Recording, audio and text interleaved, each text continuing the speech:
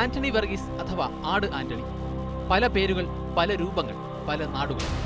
ചിലപ്പോൾ ബിസിനസ്സുകാരൻ, ചിലപ്പോൾ computer professional.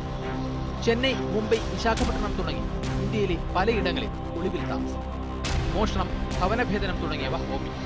കൃത്യത്തിനിടെ വേണ്ടിവന്നാൽ കൊലപാതകത്തിനും മടിയില്ല. കൊല്ലം കുണ്ടറ പടപ്പക്കര സ്വദേശിയാണ് ആന്റണി. ആടുകളെ മോഷ്ടിച്ച് വിൽക്കുന്നത് നാട്ടിൽ പാട്ടായതോടെ ആട് ആന്റണി എന്ന പേര് വീണു. പിന്നീട് മോഷണ മേഖല വികസിച്ചെങ്കിലും പേര് മാത്രം മാറിയില്ല. കവർച്ച ഹരമാണെങ്കിൽ സ്ത്രീകൾ ദൗർബല്യം. കേരളത്തിലും പുറത്തുമായി 20ഓളം ഭാര്യമാർ. കുറ്റകൃത്യങ്ങൾ നടത്തിയ ശേഷം ഒളിവിൽ താമസിക്കുന്നിടത്തെല്ലാം വിവാഹബന്ധം. 2002 കോഴിക്കോട് എരഞ്ഞിപ്പാലത്ത് നിന്ന് പിടിയിലാകുമ്പോൾ വീട്ടിൽ 2 ഭാര്യമാരുണ്ടായിരുന്നെന്ന് പോലീസ് പറയുന്നു. മോഷണം, കൊലപാതകം എന്നിവ കൂടാതെ സ്ത്രീപീഡനത്തിനും ഇയാൾക്കെതിരെ കേസുണ്ട്. ആട് ആന്റണിയെ വലയിലാക്കാൻ കൊല്ലം സിറ്റി പോലീസ് ആസ്ഥാനത്ത് പ്രത്യേക സംഘം തന്നെ പ്രവർത്തിച്ചിരുന്നു. DGP TP സെൻകുമാർ തന്റെ ഫേസ്ബുക്ക് പേജിലൂടെ ആന്റണിയെ പിടികൂടാൻ പൊതുസമൂഹത്തിന്റെ സഹായവും അഭ്യർത്ഥിച്ചിരുന്നു. News desk, media 1.